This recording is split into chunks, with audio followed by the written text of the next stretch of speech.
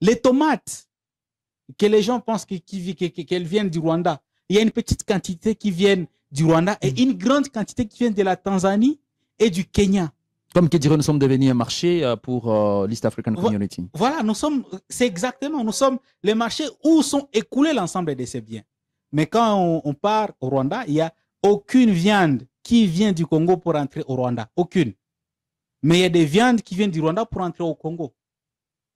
Et ça, c'est une perte pour la République. C'est une perte énorme. Le lait que nous consommons, une grande quantité vient du Rwanda.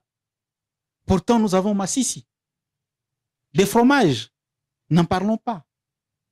Et ça, ce sont ces pays qui en bénéficient. Ces pays aimeraient que la situation reste telle qu'elle est.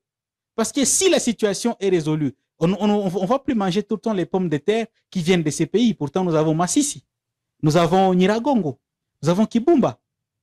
Et ça doit énerver. Il faut qu'on soit énervé, il faut que nous soyons indignés pour que nous puissions nous engager. Et la meilleure manière d'être indigné, c'est de dire la vérité, de dire ce que la majorité silencieuse dit à voix basse. L'insécurité ne choisit pas de partis politiques.